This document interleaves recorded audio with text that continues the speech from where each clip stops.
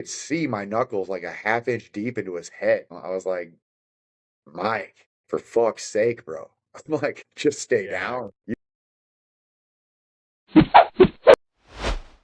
going on, fight fans? Bare Knuckle Jerry with you, Jeremy Wild with the Throwing Hands podcast. Got a special guest with me today. He's in the lobby. Let's bring him right in. Welcome to the show, Josh D-Day Dyer. What's up, Josh? How are you, brother? Hey, doing good, doing good. Just my body's sore as fuck from all these training camps. Yeah, my coach is a psycho, so I'm doing like 2, 3 days and shit. So yeah, I'm starting to feel it. I don't doubt it. We crank it up towards the last couple weeks. But anyways, how you doing? I'm good, brother. I'm exciting stuff going on with you, man. Huge fight coming up. How does things change with this opponent change? Ah, man, we do everything more intense. I've got a heart rate monitor we wear whenever I'm hitting these workouts, and coach is like, dude, we're gonna be ramping this shit up today. And it's like, all right, good, sounds good. And then it's like, oh, we're ramping it up even more later. And it's like every time we work out, we're like maximum up there in like the 180, 190 beat range. He's like, we're gonna hold this here for 40 fucking minutes and see how you do. And I'm just like, what the fuck? So we should have all the cardio and power and shit we need for Hunt. It kind of took me by surprise. They dropped the poster on the Perry fight for Mundell. It was a quick flash. No one really talked about it. Before you knew it, that matchup was no longer. They bring in Hunt. Are you excited to get back in there with Lorenzo? Well, yeah, I'm excited because I think the baddest dude at 185 deserves to have that belt, and there's a lot of reason why Hunt could be that guy. So, I'm not gonna pull that shit where you're running away from everybody. I called Hunt right after my fight with Richmond, and I was like, hey man, I'm like, you're still a contender in here.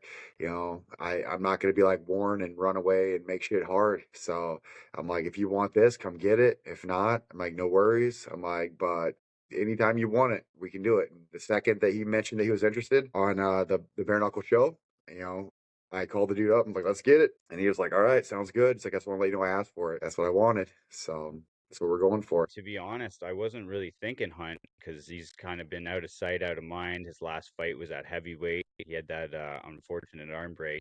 Pretty crazy though that the guy can make heavyweight and then he's back down to 185 to face you. It's nuts. We'll see. We'll see. Hopefully everything works out okay. Hopefully his training camp's doing well. I don't know where his weight's at, but he's got to be walking around at like 250, I would think. Yeah, I'm not 100% sure because I know he didn't get a huge heads up. We were only like 5 weeks out from the fight whenever they announced that it was going to be us. And so I was like, oh, it's not much of a training camp.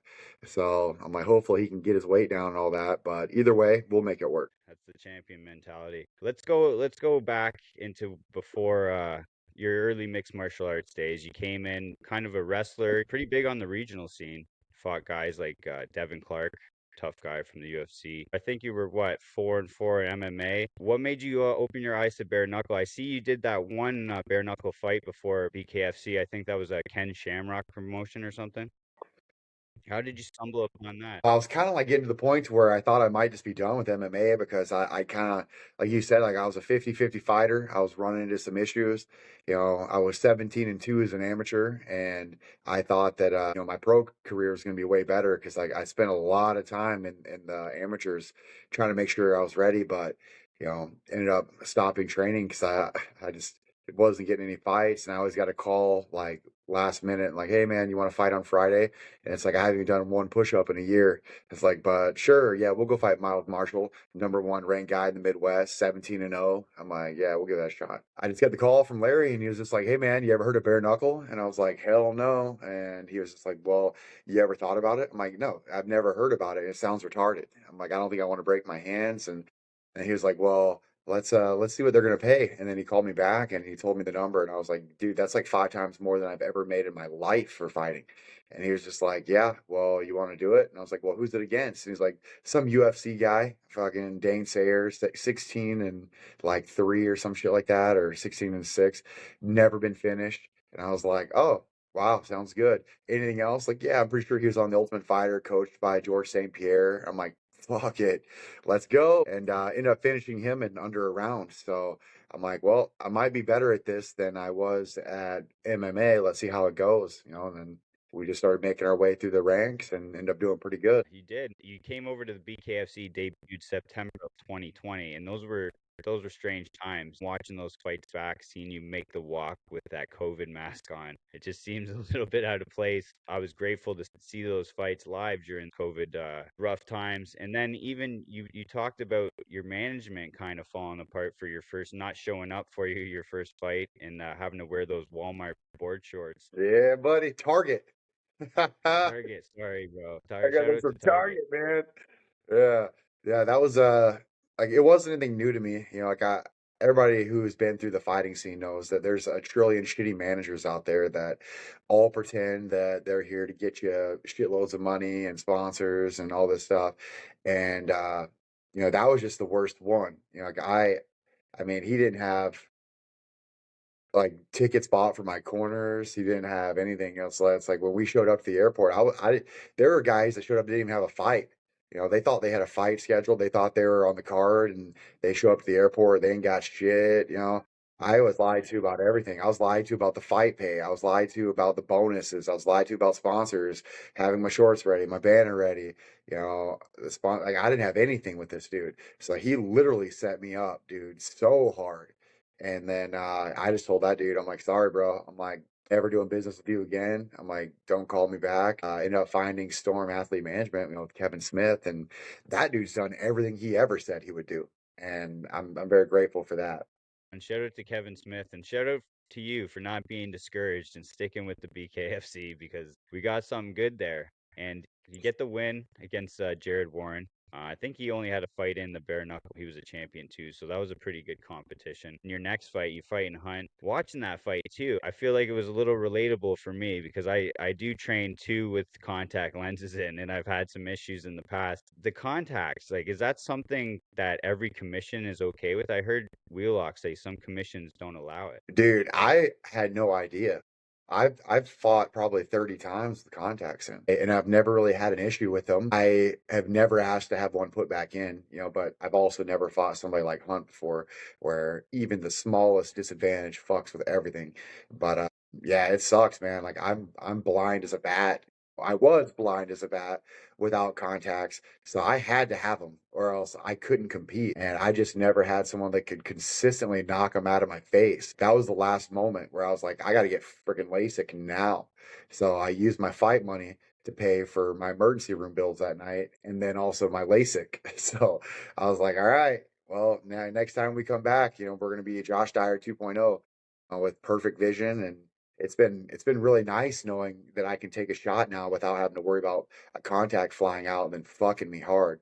So, but yeah, I was super embarrassed watching that fight and like seeing the eye thing. I was like, oh my God. I'm like, they're probably never gonna bring me back. I was like, I wouldn't bring me back, so I don't blame them. But we were able to make it through that storm, and now it's an opportunity to go back and fight Hunt and redeem myself. I'm excited to get in there and take that piece of my soul back that he took from me. I don't believe I would have beat him even if I would have had my eyes perfect that night. So I had to devise a new style. I had to get my shit together, and I developed a style designed to beat Hunt. Well, I'm excited to see how that plays out. It's going to be exciting. Hunt's a tough task at any point of your career, but to take him on in your second fight, I don't know how many fights he had at that point. Probably like quite a few, I would think. That was a tough matchup, and then you get another guy in Joe Riggs. That was unfortunate. Clash of heads, shit happened. It's a wild game out there. But then going into your next one, back to Jared Warren. That one I'm not so sure about. I don't know if that no contest was warranted, if I'm being completely honest. Like, it looks like you tagged him with the uppercut and then maybe clipped him a little bit around the ear. He kind of moved that way. I don't really see it. I think you kind of got the short end of the stick on that one. How do you feel about that no contest decision? I 100% believe I got robbed on that one. According to the rules, if you fire a punch before the bell rings and it lands after the bell rings, that's legal. And that was the first part of it. And secondly, if you throw a punch and the opponent turns their head away from the punch, which changes the trajectory of where your punch lands, that's also not your fault. But if any part of the fist touches the ear, it's legal. I punched him right on the ear. You know, my knuckle might have gone a little bit behind his ear, but the rest of the knuckles were touching his ear. His ear was red as fuck. You know, like I have the slow motion still frame. I punched him right in the side of the head. I got unbelievably turbo robbed in that one, but it is what it is. You know, all that taught me was I have to be even more precise. And I demonstrated that with my next two fights when I went out with pinpoint precision. It's like I don't care what adversity I have to overcome. You know, I thought of it eventually. It's like, you know, like just don't leave it in the hands of the judges and you'll be fine. Well, it's like now I'm like, okay, now I can't even leave it in the hand of the fucking referee and be fine. I've got to be perfect. So now my placement, my power, my precision is perfect. So like I land knockout shots perfectly. You know, I get in there against you know, Marine Richmond and you know, perfect shots all night long. And you know, I had to work on it. And it's like, you know, they don't like once you start getting a little bit of a reputation as being like a wild guy, you know, you start getting shit calls thrown your way, and that could change everything. So I'm like, nah, I can be precise too. You know, I just like going crazy sometimes, but you know, I've never been a dirty Yeah. fighter. You know, I've always been a fighter that, you know, takes care of my opponent. You know, in most of my amateur fights, you know, I would stop before the referee pulled me off of guys. You know, like I'd get in there, start smashing and, you know, ground and pounding. And a lot of times these guys were unconscious and the ref would still be just like looking around like, and I'm like, dude, are you gonna stop this shit? You know, like I ain't trying to kill this motherfucker. You know, so I'd get up and walk away. And then the refs would jump in, they'd be like, whoa, it's over. And I'm like, yeah, no shit. Like, you know, I've always been a clean fighter. And you know, so to have my reputation kind of tarnished a little bit by that really pissed me off because you know I work really hard, you know, to protect that shit. Like I don't give a shit about winning. You know, like I just want to get out there and do the best I can, be fair, don't hurt somebody, have a great time. And as long as those things happen, everybody has a great time and it works out great. But that was hard for me to deal with because I knew in that moment I was a world champion. And even though I was robbed, I was like, you know, it doesn't really change anything, you know, in my heart. I know what I am. So I know that I will be back. And, you know, I got that world championship. As you can see, I wasn't overly emotional when I won it the second time. And I was just like, I mean, to me, I'd been a world champ for years already. So I was just like, all right, cool, let's get it. Mike was a tough guy. Who's next? Most definitely. And you know what? I totally skipped over your first round finish knockout at Dakota Cochran. So I'm sorry that I didn't mention that before those no contests. But yeah, I definitely agree with you there. I thought that was a pure robbery. Andrew Glenn's usually pretty good, but I think he messed that one up a little bit. But we all make mistakes, and we're here now, right? So you Yep. came back. You had another fight, William Albrecht. This one, after a couple no contests, you're back to the feature fight. Nice first round knockout, put him stiff. He kind of ran right into it, actually. I don't know if he didn't watch the tape on you, but he was trying to bring the fight to you, and your counter punching was definitely on display that night. A lot of guys don't understand that I fight better off my back foot. And but I try to pressure guys into like running because I'm also great on my front foot. I use my pressure to trick people into thinking that chasing me is the best option now. But back when I fought with Hunt, that wasn't the case. I fought terribly off my back foot back then.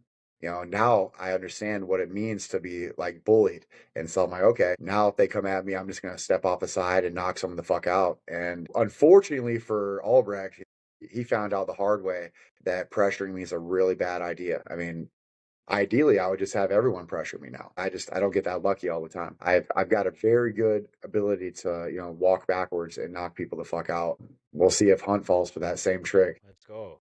Yeah, I've heard you say that before too, that you almost want people to think you're coming in for a brawl, and then they find out you got that counter striking ability to put them out. And you know what? Even the name D-Day, like we're going back to, I don't know if you're a big war guy or war buff, or if it just sounds good, but D-Day was a pivotal moment in World War II, and it was on misdirection, right? Reminds me of you because, you know, come in, get a brawl. Maybe I'm going to be swinging wild, but if you need to catch him with something clean on the counter, it's game over. Yeah, that's why I picked the name D-Day. You know, I've always been a little bit of a history guy, so and I was very proud for a while. with what happened in World War II. You know, like the whole storming the beach in Normandy, and then like overwhelming odds. Germans had everything set up, and it was a big slaughter and all that. But like they overwhelmed and stormed through. Big fan of like that type of style. And I was like, hey man, I might not be the most tactical guy in the world, but I'm gonna storm your guys' defenses, and eventually, no matter what, no matter how many casualties I take, no matter whether I break my hands, my nose, my fucking whole face, don't matter. I'm gonna keep coming until I get you if I have to. So that was why I went with that. Plus, I thought it just sounded good with my name. So I was like, all right, this works out good for me. It sounds amazing. And that being said, too, like I've also heard you mention, I'd rather lose a fight than put on a boring one. That Yeah, just goes to show you, too, going to war, D-Day, Dyer, it's never going to be a boring fight. watching fighters like Ben Askren go through the UFC and have like an 18-0 perfect record, but everybody fucking hates watching him. I was like, God damn it. I'm like, I don't ever want to be that guy ever, you know. And then you got guys like, Masvidal, like running out there, fucking jumping in the air, kneeing him in the face. Super fun to watch. You're like, oh my God, this guy, he might not win every fight. He probably going to get knocked the fuck out some of these days, but like he's bringing it to you, and people like watching him. Therefore, they skyrocket. They make good money. They get these cool belts, made for them and shit. And I was like, that's how I got to play it. Like I'm a nobody from, Sioux Falls, South Dakota. Don't have a huge following, don't have a big UFC, like following, nothing. Nobody cares if I win. I gotta win. Cool. That's what I committed to. Shout out to Masvidal, by the way. I'm a big Masvidal fan as well. Not a boring fight from you, brother. Was it 12 years without a fight going to the decision? Yeah. In the last 12 years, I haven't gone to decision. I've knocked out every single, I would say I've knocked out or finished every single opponent that I have competed against. That I beat, right? Obviously, Hunt got me, and I had a fight back in like 2017 or something like that, where I took a knee to the face. I lost my teeth and shit. But hey, I was going for the fucking kill, man. I was going for it. So either way, win or lose, there's no decision with me. Like I learned a long time ago, don't trust the judges. Now I know not to trust the refs. It's just gonna happen, man. Like it's either I'm gonna get knocked the fuck out trying, or somebody's gonna get dropped and they're not getting up. That's the guarantee, the D-Day guarantee. Yeah, I like that knockout streak, bro. So hopefully Hunt doesn't ruin it for me. If this shit goes to decision, I'm fucking pissed. So I'll do everything I can to make sure that doesn't happen. That's gonna be in the very I can't wait to see this one. And I honestly I've been saying to everybody who will listen that Josh Dyer right now, he's at the top of his game. Like that Richmond fight, man, I still feel bad for Mike. Like I don't know when we're gonna see him again. I still for Mike. I do, bro. Like there's the debate too. Boxing and UFC are more dangerous than bare knuckle, because the impact. You protect the hand. But then when you see when you see the damage of Mike, there's the other side of the argument right there. Yeah, I think that's all horseshit, dude.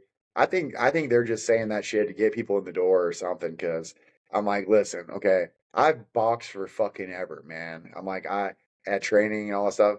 I have never been hit with with a bare fucking fist, dude. After Lorenzo's hunt, I had like it took me a year to even like put a sentence together, dude. Like that most people don't understand. Like I was genuinely fucking hurt after I fought Hunt the first time.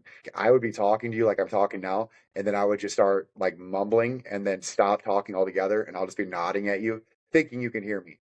And then you're like, hey, Josh, we got to remember to use our words. And I'm like, what? And then you're like, yeah, you just stopped talking like 30 seconds ago and kept like nodding at me like I could hear you, but I can't. I'm like, fuck.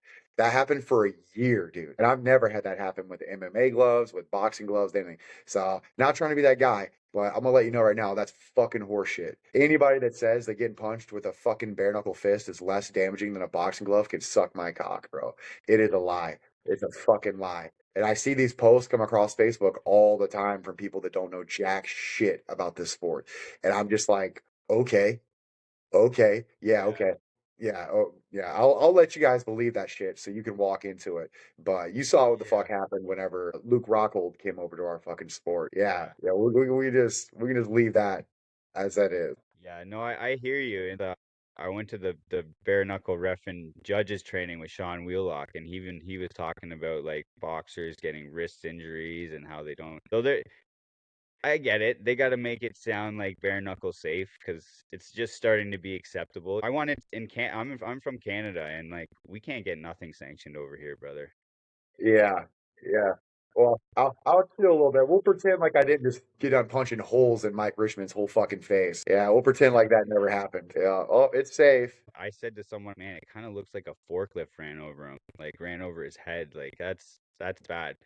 Shout out to Mike though. He's a warrior. Like he didn't even want to stop that fight. I know. I was like, fucking A, Mike, chill, bro. Am I gonna have to come back with a 9 millimeter? What the fuck does it take to knock you out, bro? I was like, come on. I'm feeling bad here, dude. I like Mike. I was like, fuck, dude. I'm like, come on. I'm like, I don't like doing this. You said you go out for a beer with him afterwards. After the fight was over, like, did you feel bad about the damage inflicted, or were you just like, it's the nature of the beast. It would have Oh, been him or you. dude, I felt like shit. I went back to the locker room and I seen them like kind of doing a little bit of stitch work, and I was just like, Jesus Christ, Mike. I'm like, oh my God.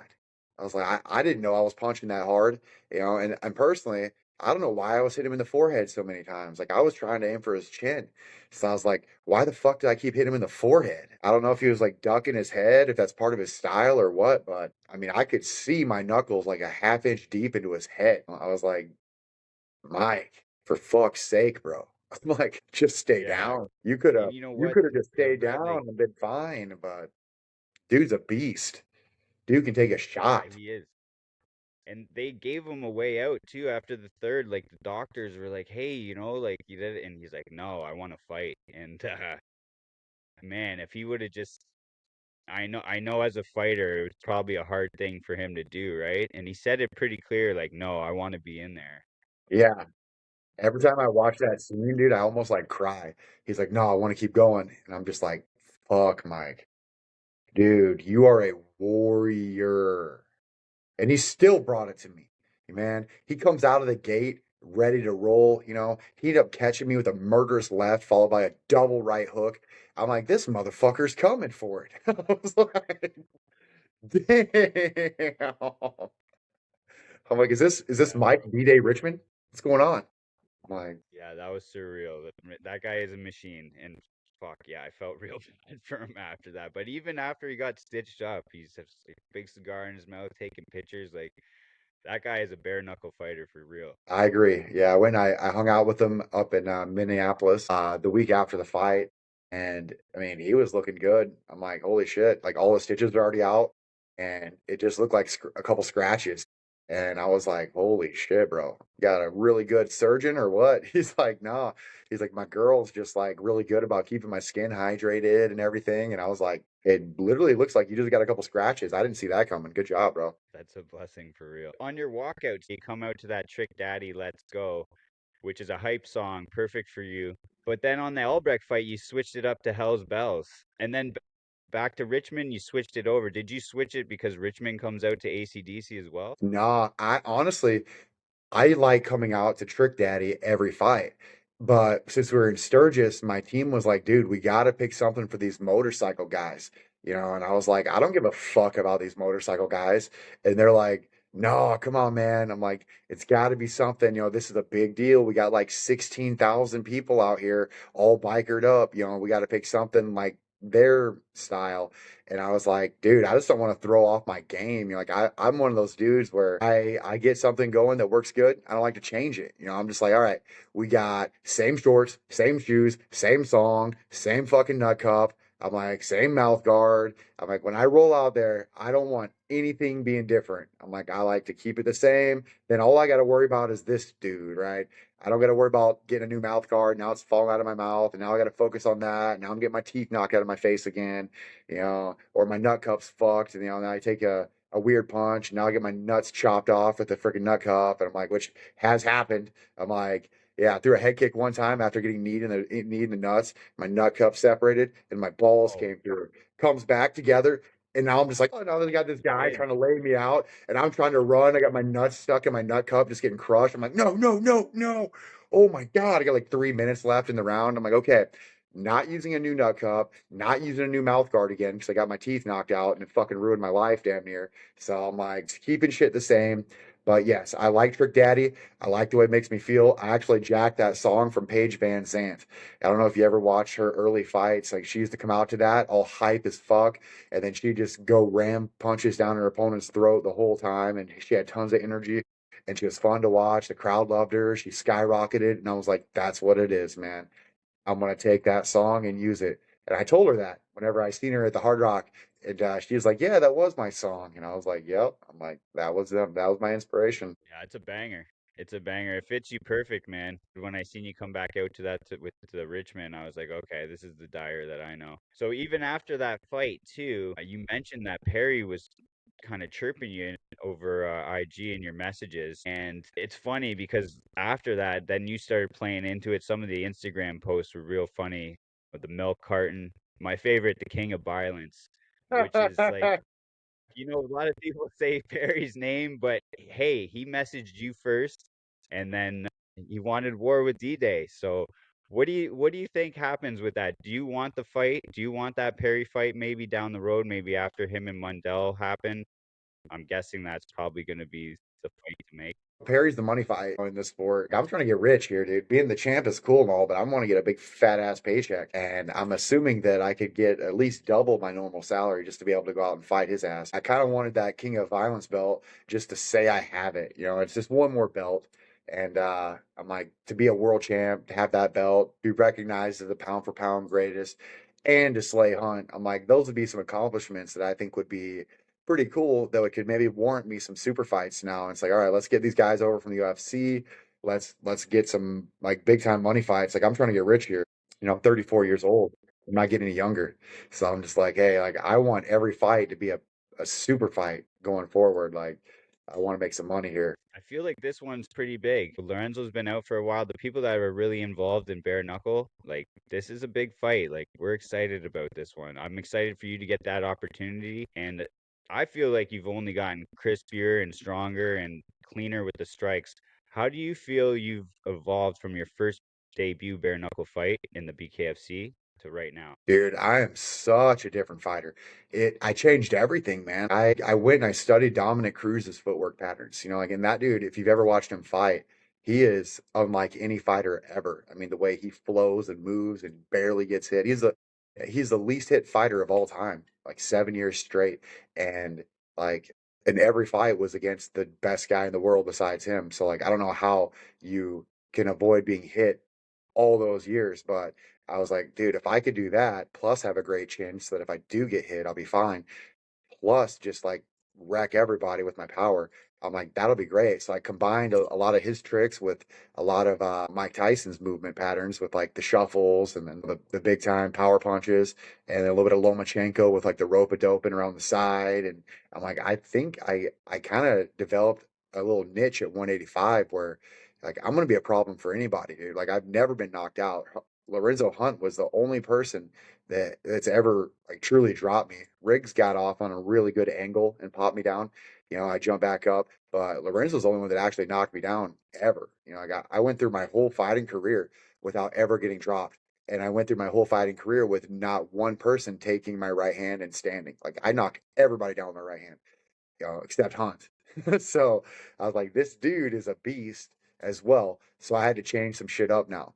I can't just rely on my chin and my right hand. So now I got movement patterns, I got tricks, I got angles, I got momentum, I got all sorts of stuff working.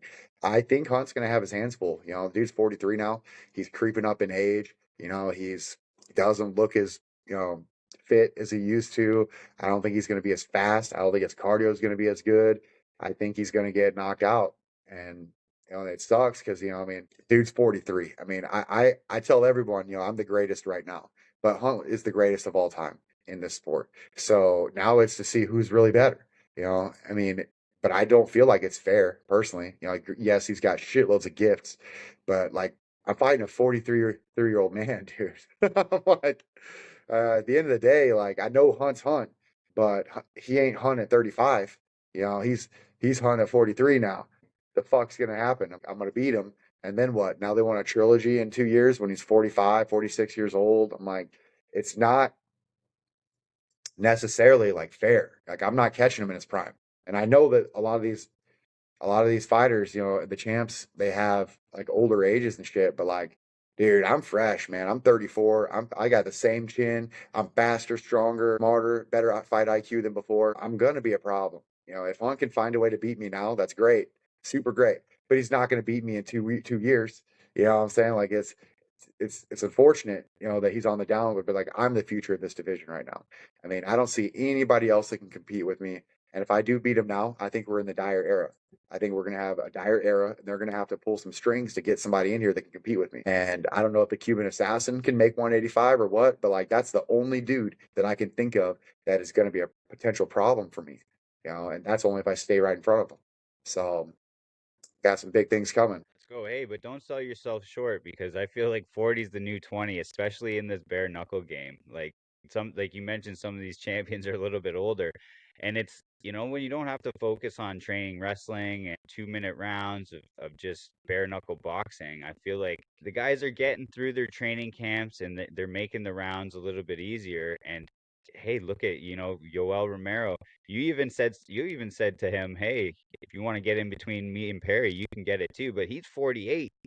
That guy looks like he's chiseled from stone. Don't sell yourself short. A 43-year-old Hunt is tough. I think at MMA it'd be tougher for him. But in bare knuckle, he's still going to be dangerous. I think you're definitely up to the task. Like I said, I feel like you're at the top of your game right now. And it's gonna be exciting, man. But yeah, 45-year-old Hunt, I don't know. We'll see. We'll see how he ages, right? But I don't know, man. Look at Yoel. So is that? I don't think he can make 185, but is that something you'd be interested in as well? I'd meet Yoel at any weight division. He's not who people think he is, man. Like I could take Yoel in 2 rounds. I would bet my fucking house I could take Yoel out in under 3 rounds, but most likely in 2 rounds. He's slow as shit, and like I will knock that dude the fucking conscious. Like his knees aren't as good as they were. You know what I'm saying? Like, he's slow as fuck. Could I beat in prime Yoel in this weight division? Fuck, dude. I don't know, man. I don't know. That's a tough one. But nah, 48-year-old Yoel struggled to beat that out of shape dude that he just fought. It took him some time to catch him. Yoel's gonna get busted up. If he fights me, it's gonna be doctor stoppage because his fucking neck doesn't move, dude. Like everywhere he goes, his head's just like can't miss it, dude. And I am truly one of the most accurate fighters in the entire BKFC. I may be the most accurate. We all thought that Richmond was the most accurate, right? With the most precision. I proved that I was the most accurate out of the two of us. My accuracy has only gotten better, and it's severely underestimated.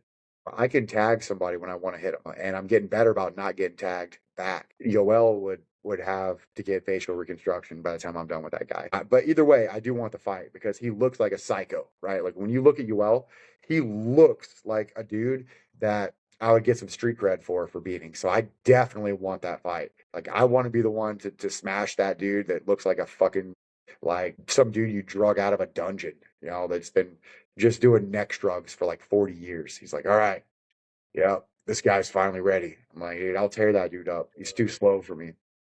If you come against me, you gotta have some Oh, speed. I know you're the champ. You're talking about you wanted to get that payday. Are you still doing your painting thing?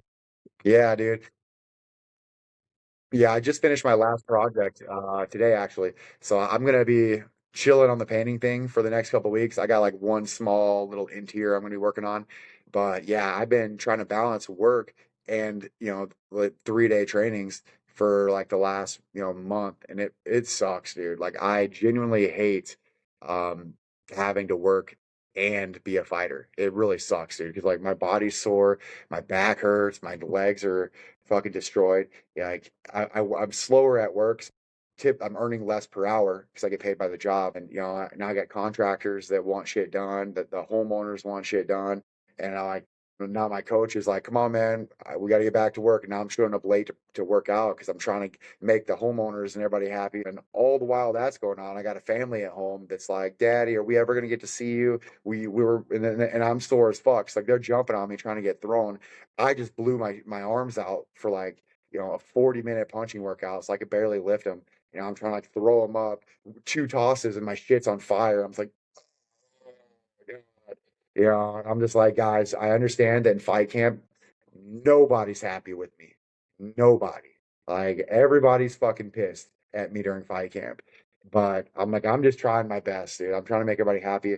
I want these big paydays so I can get the fuck away from, having to work. Like if I could just train and then like recover a little bit, be a family guy, that would be ideal. Because I mean, the amount of training it takes to be a world champion athlete is unreal, what my body goes through.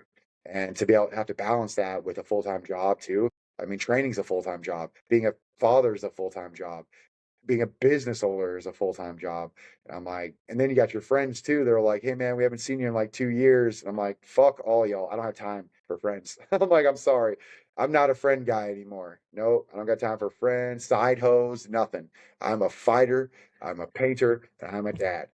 That's it. I don't even got time to call my family, dude. Like mom and dad. I'm like, hey, I'm fighting for the world championship again. I'm like, oh nope, haven't even called them yet. Like I'm just busy as fuck, dude. I got podcasts I'm trying to do, and I'm missing all my deadlines. I got like 15 a day calling me, and they all sound the same. I'm like, oh, we're throwing hands, we're catching hands, we're only hands, we're this, and I'm like, oh, you're at 9 o'clock, you're at 10 o'clock, you're at 11 o'clock, and now we're switching them all up because they now we're schedules are, and now I'm missing people. And now I'm like, now I got my podcasters mad at me. I'm like, fuck, I'm sorry, guys. I'm very sorry.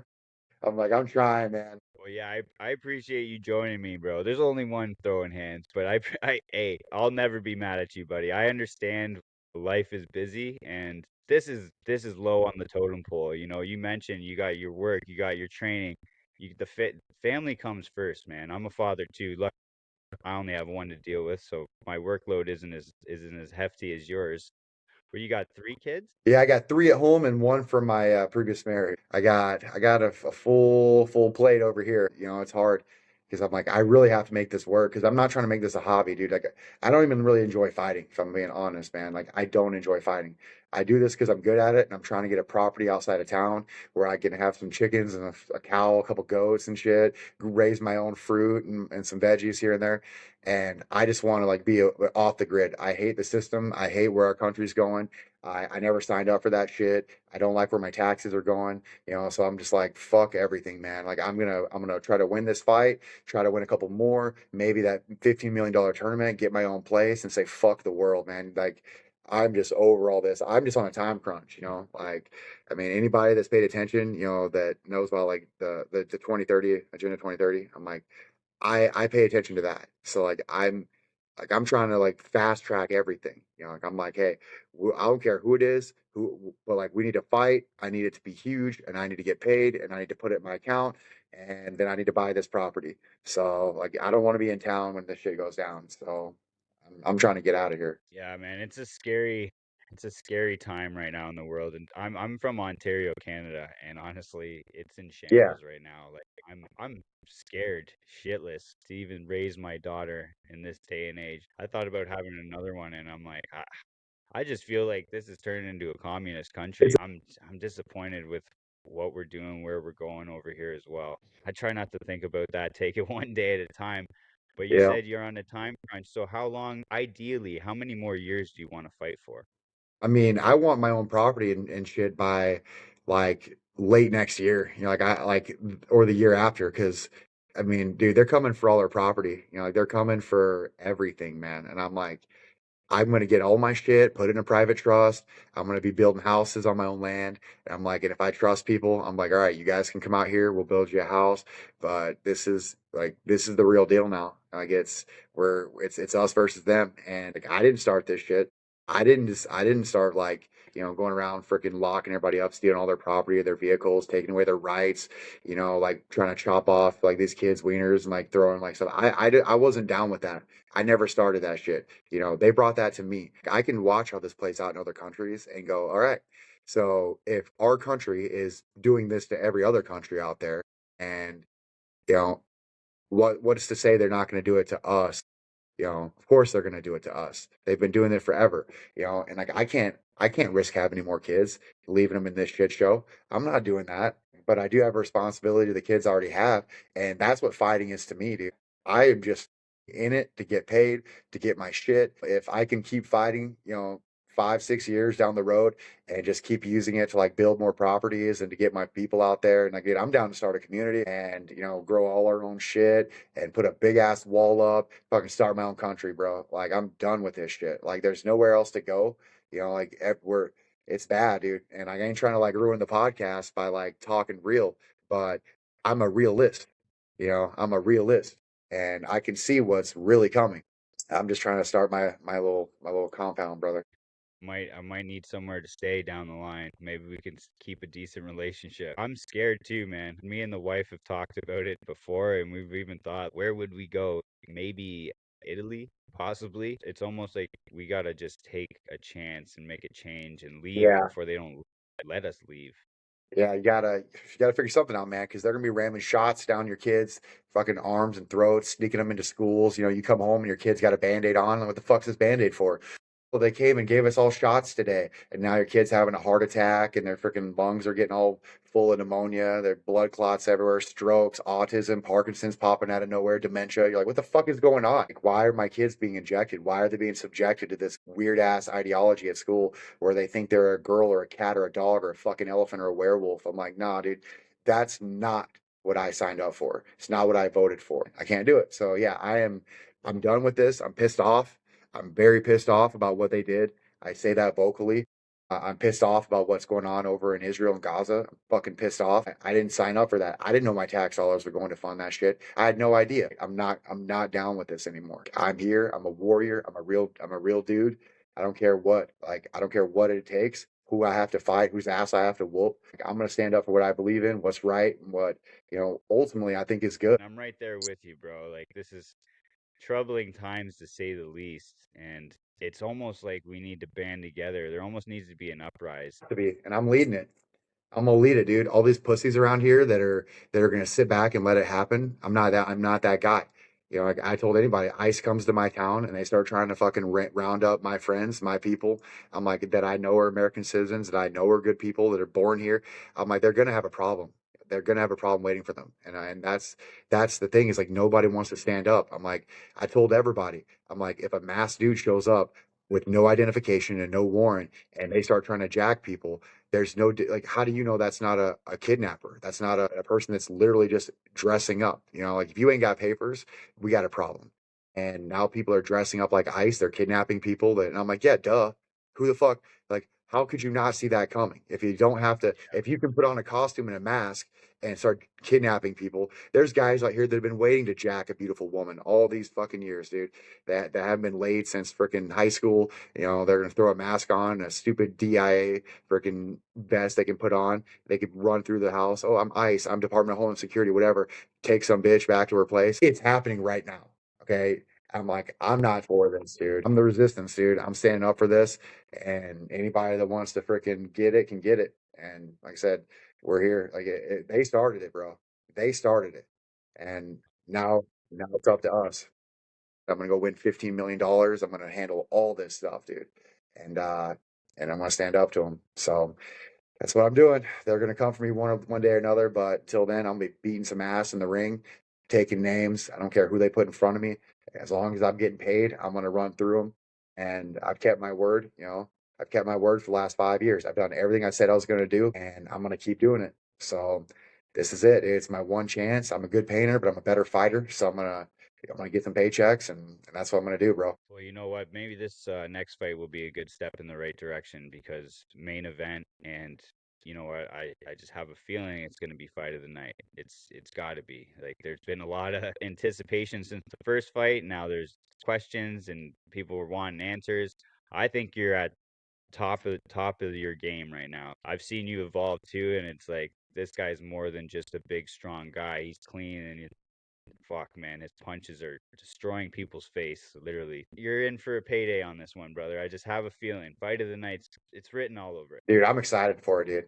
It's gonna be, man, and like this one is an opportunity for me to prove myself. Like everybody can fight, everybody can do their thing, but Hunt is the ultimate test in my weight division, bro. Like I could run with this title and say no, I don't want Hunt, and do the running game and try to drag it out as long as I can. There's a lot of people in my camp and my fan base and friends that watched me get my ass kicked. That they know that yeah, I might be the world champ, but if I ever fight Hunt again, I'm probably gonna get my ass whooped. Right? I'm here to clear some shit up. I'm here to go out there and be like, all right, guys, like I'm here to show you I'm the real deal. I ran this. Like I ran a murderous camp. I'm going to have more cardio. I'm going to be stronger, faster. I'm going to hit harder. I'm going to be running, gunning freaking Call of Duty zombies, like not getting put against the ropes, dude. I'm going to be out here doing my thing. And it's an opportunity to prove to the world that I am who I say I am. And that's all it is. Like I already know I'm the champ, but this gives me an opportunity to build some credibility. And Hunt's is the test. So I won't really say too much more on that topic. I just let you, hey, just tune in, watch it, and at the end, the better man's gonna have his hand raised, and we'll know who the real champ is going forward. Yeah, I better knock on wood here. You did mention it's a shorter camp, so I just hope Hunt makes weight okay. Everything goes over smooth that way. Say he does come in and maybe like 8 pounds heavy. Is that a fight that still happens? Oh yeah, it's happening. No, he's fighting, bro. I'll take that fight. He's gonna lose some money because once again, I'm trying to build a compound, brother. So he's gonna lose 30% of his fight purse to me, and it's gonna help me go to my Josh Dyer, build my own fucking place fund. But yeah, I'm fighting Hunt. I don't care. He could throw the money up now, and I'll tell him I'll fight him at whatever weight. He's coming. It's gonna happen. Now, if he doesn't make 185, it might not be for the belt, but we're still getting in the ring. We're still gonna slug it out. We're still gonna get paid. The fans are still going to get to watch us beat the living shit out of each other, so no matter what, hopefully he just comes in on weight and it all works out. But shit, if he does make weight, more money for me. I don't give a fuck. We're still going to fight. So there's not going to be any disappointments here. That's really reassuring for me too, because I'm coming out there for that one, brother. Yeah. Oh, you're gonna see a fight, bro. I promise to God. Nothing is gonna stop this fight from happening. Right? Like if we both show up, we're both fighting. And I promise you, it's gonna be there. There's not gonna be a replacement. It's gonna be us. I'm not that guy. I'm the champ. I'm here to fucking whoop some ass. I don't give a fuck whether it's for the belt or not or whatever. Like I'm fighting Hunt that night. I want my soul back, bro. I want that piece of my man card. I want my man card back. I knew you were going to be looking forward to getting this one back, man. I knew it. That's your only, questionable thing. And like I said, the contact thing, and like I'm blind too. I've been thinking about LASIK too, but I've been kind of, it's been mixed reviews. I've been a little bit unsure about it. Do you think I should get it though? No, I don't. I thought that LASIK was going to be. LASIK is a fantastic option, right? It's a great option, but a better option that I just found out within the last year are these glasses you can wear that they have like these like little holes in them, the little diagrams. It makes it very difficult to see, but it strengthens your vision. Turns out your eyes are a muscle, right? And when you are reading textbooks and like books and shit throughout school, as a young kid, your eyes naturally degenerate as far as like farsightedness and all that go, or nearsightedness. You can't see far away because you get really good at like video games and reading books and shit.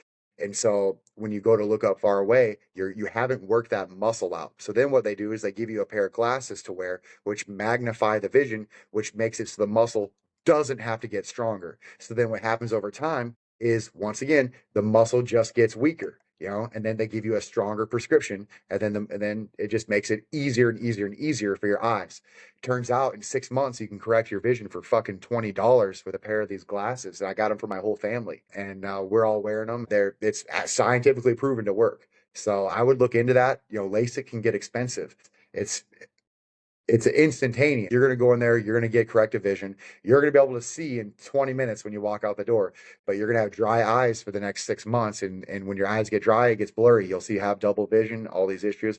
It took 6 months for my shit to finally clear up, which is fine. It costs 7 grand to get it done, but for $20, you can get the same thing. It just takes a little bit of, try to read a book wearing these glasses. 20 minutes a day is all it takes wearing these things.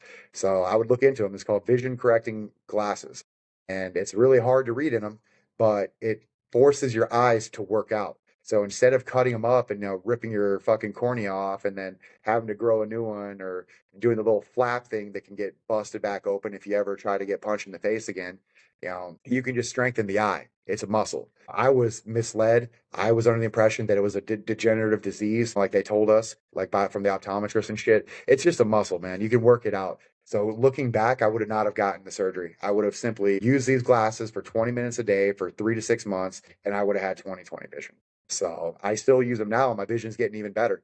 I mean, pretty soon I'm gonna have freaking 40/20 vision. I'm gonna have hawk vision. Let's go. You're giving me big hope right now, buddy, because just like you, every time I go to the doc from the first time I got glasses, and then every time I go back, my prescription's changing. It's getting stronger and stronger. Yeah, because you're using this crutch, and really your eyes are just getting worse over time. It just kind of seems like a scam. You know what I mean? It is a scam. It is everything from doctors, optometrists, to our food, the pesticides they put in. They've been coming at us from every fucking angle, and we just been trusting everybody. Yeah, I don't trust anybody, man. There's nothing that the hospital can give you or do for you that's going to make your life any better. Every drug they give you is going to lead to blindness. Statins lead to blindness. Your blood pressure medications lead to blindness, liver disease, kidney disease. Every medication that they give you fucks you. They're not here to help. Every recommendation they give you, high cholesterol is not a fucking problem, dude. Yeah, it's a big scam. The food pyramid, huge fucking scam. Like everything they tell you, do the opposite. Oh, you're eating too much salt. You gotta lower your salt. No, fuck you don't. You need salt. Here they recommend 2,200 milligrams of salt per day, no more. You go over to Europe, it's 5,500 milligrams of salt a day, no less, and they prefer 7,500 milligrams of salt. And they're like, oh no, if you have too much salt, it raises your blood pressure. And I'm like, no, the fuck it doesn't. Because if you don't eat enough salt, you can't create uric acid. Therefore, you can't get rid of toxins in your body through urination. Therefore, your body starts storing water up around your ankles and your knees. They call that edema, which pushes against your blood vessels and capillaries, which increases your blood pressure. So, less salt increases your blood pressure because it stores water because it's waiting for you to take in salt so you can get rid of these toxins to flush it all out. So, edema comes from lack of salt. So the less salt you have, the higher the blood pressure goes. And then the more they tell you you need less salt until eventually your kidneys start failing. And then they say, oh, we need to give you lisinopril to lower your blood pressure. And then those attack your kidneys because lisinopril is snake venom, from the Baracus duraca, the Brazilian pit viper. Now you got leaky vein syndrome. Now you got liver disease. Now you got kidneys failing, and now you're leaking veins everywhere. It's like nothing that the hospital does besides surgery. Like if you break an arm or a leg, yes, go to the fucking doc and get it fixed. Anything else, don't fucking go because it's gonna poison you, dude. It's everything they do is designed to fuck your whole world up. So I don't play with them. You're totally right, man. I even said to the wife before, I'm like, I don't care what they say. I feel like red meat is a superfood. I It feel is. good when I eat a fucking steak, man. Beating the red meat, I don't care what they say. Oh, high cholesterol, it's good cholesterol. Yep. Eggs and steak, like, Yep. yeah, because Yeah, that's I what eat they nine told me raw that eggs day. every I'm night. like, come on. Yeah, before I go to bed, I mix up 9 raw eggs and I drink them every fucking night, dude. Your brain is made up of 90% gray matter, and 100% of gray matter is cholesterol. If you don't have enough cholesterol, you don't have enough to like fuel your brain. Your serotonin, testosterone, estrogen, or every hormone in your body runs off of cholesterol. You could have a 600 cholesterol level and you'll be just fine. But if your cholesterol gets under 180, cancer starts growing in your body. Now they're making the $1 trillion cancer industry is making money off you. Of course, they want you to lower your cholesterol because now you can't produce the hormones. Now you're depressed. Now you're anxious. Now you need medications for those things. Now those are fucking up other things. And now you need more medications and stuff. And I'm like, no, no, no, no, no. The only bad cholesterol is not having enough cholesterol. The only bad salt is not having enough salt. Don't listen to anything these fucking retards are saying, bro. They'll get you killed. They'll kill us, dude. Like that's their goal is to get you in the hospital, get your organs failing. So now you need to pay 200,000 for a fucking liver or kidney transplant, and then they're gonna take your kidney out of your living body, regenerate it, sell it to someone else in fucking China for 200 grand, and now you're gonna get stuck with one that your body's gonna naturally reject. That's why the lifespan is 10 to 15 years from an organ transplant. But the only way to stop your immune system from attacking them is to give you immune suppressants. Now you're on 15 different pills to suppress your immune system so your body doesn't attack the fake ass liver they just put in your body. And now you're gonna die from the fucking common cold. It's all a big freaking money scam, dude. Yeah, and it does just seem by design, and it's fucking super discouraging, man. And like, so much of this information is available now, and people like yourself and a lot of other people are opening their eyes. Like, it's just like, how much longer are we gonna go before we band together? It's from every angle, man. They're just trying to harvest the human race. Yep, they are. Fundamentally, that's what it comes down to, dude.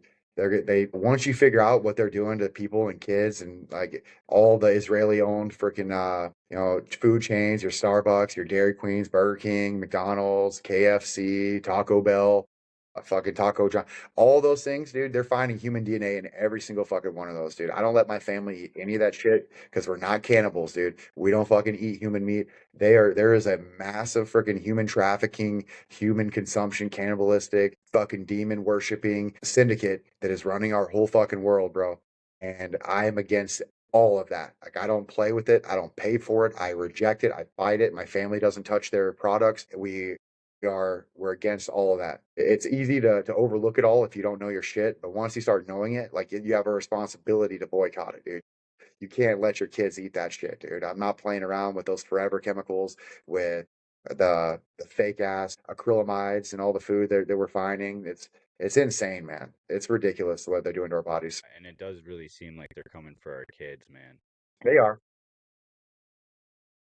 They want children. They want. Jesus, bro. We need Jesus on earth. This is out of hand. Like it's like a scary movie and it's just all coming to fruition. Well, he came as the sheep first. Now he comes as the lion, right? I say we're the lion. Quit waiting on this dude. For the last 1,000 years, people have been waiting on this dude to come back and save them, but they all died. It's time to stand up and go, we're Jesus. All right. We're him. God made us in his image. He works through us. Well, it's up to us to freaking find a way, dude. And that's what I'm doing here, dude. I'm using all the skills I have to try to generate as much income as I can and spread his awareness, dude. Like that's why I get shadow banned. I got fucking kicked off of platforms. I got people, death threats. I got freaking a lot of weird shit going on in my life because I refuse to sit back and allow this to go unchallenged. Like I spread awareness, I spread truth, whatever I believe that truth to be, based on logic and research and tremendous amounts of studying. What I figured out is a pretty demonic, satanic, hell on earth type scenario that we're living, that's been going on for a very long time. And so, Yeah. like, it's up to us, man. We can't sit back and wait for a savior or a change anymore. It's an attractive thought that we can sit back and wait, but that's why we sit back and wait because we just assume it's going to come. But it didn't come last year, and it didn't come the year before, and it didn't come the year before that. I think it's up to us. Like that little kid that's inside of a room right now that's getting raped by lines of people for the rest of his or her life is probably not going to get saved by anyone if none of us do anything. So I'm like, Not here. the, You're the, you're the totally right, saddest man. thing that's the saddest thought to me is whenever a child, sits alone in that dark room, hoping that a savior is going to come through that door and save them. And and one day that light is going to leave their eyes when they finally realize that nobody's coming. And that to me is the saddest thought in the whole fucking world, dude. When they finally lose hope that people don't care. That when they finally realize that this is going to be the way it's going to be forever and nobody's coming for me. I can't lay down and go to sleep at night and without that bothering me. Like I'm gonna do something whether it costs me my life. I don't give a shit, man. I'm going out. I'm coming for all these fucks, dude. Like I'm gonna blow the lid off of all this shit. I don't care what it takes. So that's my purpose, dude. I got skills in a lot of areas, but my purpose is to combat this satanic system that's running our whole world. And I'm here for it, dude. I'm here to fight. I'm a warrior. I said bare knuckles just the next step to get me a platform to get me to the top so that I can make my way around, dude. I ain't stopping. Man, that's deep, bro. That's really deep. And yeah, you got me feeling a certain type of way too, feeling real bad for I know there's a lot of bad things happening in the world and it fucking sucks. We need more people like you, brother, to be step up and speak their mind and shine light on it. And not just a force in the ring. Appreciate you coming on with me, speaking your mind. Let me a little bit of insight into the person you are. Solid individual, brother. Hopefully we can make a difference out here because we need something. We need more people like you, and we need a game plan. Yep, that's what I'm coming up with, man. So I know people are struggling with finances right now, so I'm gonna handle that shit, brother. I'm over here, like I said, I'm gonna go and fucking scrape up that 15 milli. I'm gonna make some money. I'm gonna make some shit happen, and after that, I'll just need people. Can't do this alone. I'm gonna need some peeps. So people I can trust that are on the same mission that are willing to die for this, because that's what it's gonna take. Because that's what they're doing. They're willing to die for their beliefs. So we gotta be, or else they're just gonna steamroll us. But hell yeah, dude. In the meantime, I'm gonna knock Lorenzo's ass out, collect that lucrative knockout bonus to fund my journey, and we're gonna keep on rolling, brother. Let's go, baby. Has there been a date or anything set on this tournament? I have no idea, dude. It could all be smoke and mirrors. I'm just trying to keep it alive, use positive reinforcements, and maybe it happens. If it does happen, I just want to be in the tournament, dude. Like if I'm pound for pound number 1 in the world, if I'm 185 and all this shit, I know the heavyweights are going to be in it. Okay, obviously, I'm 85. I'm the lowest weight division they're going to allow in, which means I should have the least likely chance of winning this thing.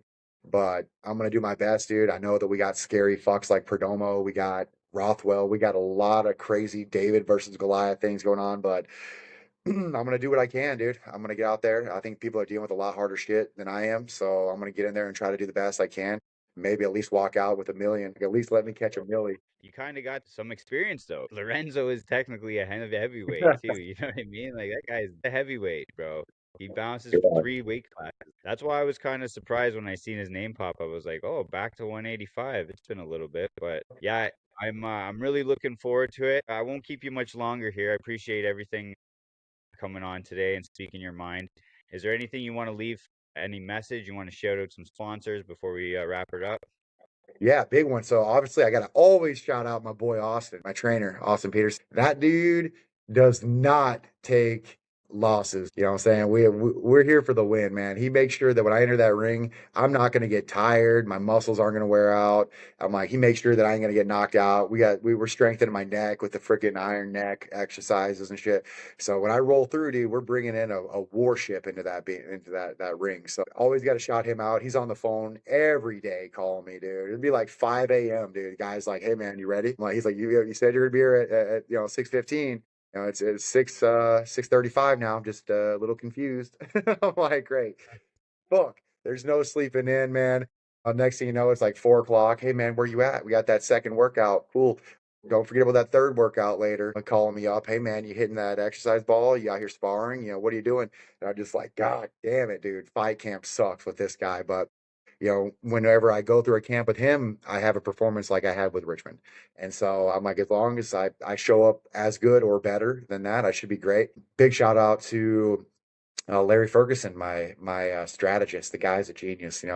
He can break down a defense like you wouldn't believe. He knows how to like take like their weaknesses and strengths and isolate the weaknesses and avoid the strengths. He's like, all right, we're gonna not do this, and we're gonna aim for these things over here, while at the same time not using your weaknesses while doing that. We're gonna implement your strengths. And so he's really good at playing chess, like he knows how to make all that shit work out. He can see like perfectly, like he sees everything during a fight. Big shout out to Storm Athlete Management for being an absolutely great manager. He's done everything he ever said he was going to do. He's kept his word, and he's gotten me every fight that I've asked for, and I'm very grateful for that. So I've got a real solid team going on here. It's great to be here on the Throwing Hands podcast. You asked some great questions. You're a great dude, great interview all around. You're my type of guy. I don't get to have conversations like this with people very often. So I'm very grateful for this opportunity. I just can't wait for the next one. Keep me in your thoughts. I go out there, smash hunt. I'd definitely be glad to do another one. You're going to be there. I'd be happy to do one the night of as well. Shake your hand while we're out there. Well, good luck before the fight. I appreciate you, man. I was just feeling bad about myself too because I know you're a true student of the game. Like, when it comes to opponent, you do your homework, you got things written down. I was wondering how big of the book do you have on Hunt right now? Well, when a person takes a chunk of my soul 5 years ago, the way he did, it's only natural that I watch that fight about 10,000 times in slow motion to make sure I understand everything I did wrong and everything I did right and how to emphasize that better. Hunt's, dude, this guy's in for a massive fucking awakening. If he thinks it's going to be anything like it was before, I think he's smart enough to know that I've evolved. But I don't think that he understands that I've been watching him too. And I don't think he's evolved as much as I have. I think he's still a tough guy. You look at the way Hunt fought me, and then you look at the way Hunt still fights. You look at how I fought Hunt, look at how I fight now, and I have evolved. I've changed everything about my fighting style.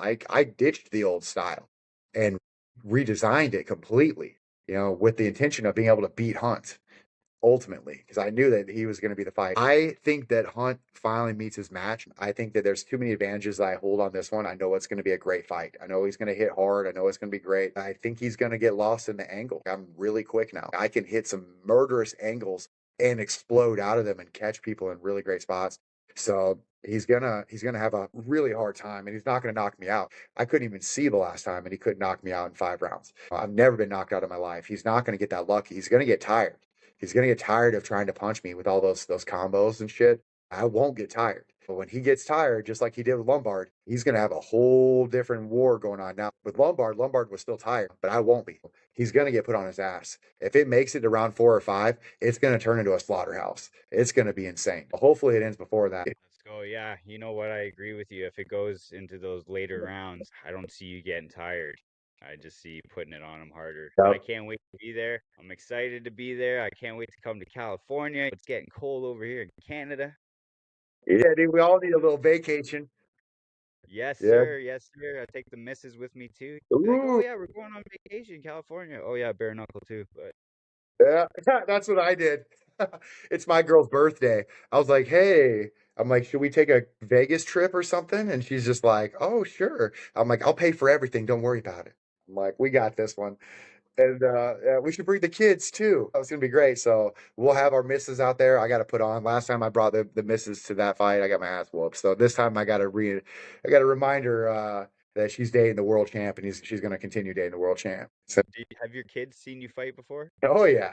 Actually, not in person. No, they've only watched me on TV. So I was like, what better fight to bring them to a fight where I previously was unable to secure a victory. Now I'm the world champion, going back to avenge my only loss. I'm like teaching kids, hey, you don't give up. Just because when shit gets hard, we don't run away, we don't quit, we don't stop. We're gonna get back in there and show the world who we are and why we're the world champ. I'm excited for this one. My boys are super excited. That every day they're like, you're gonna beat him. You're gonna beat him, man. They're watching all my fights. This is going to be a good one. Let's go. I'm excited for you, buddy. I'm excited for you to get this one back. Josh, thank you so much for coming on with me. I appreciate your time and the kind words, and I can't wait to see you live, brother.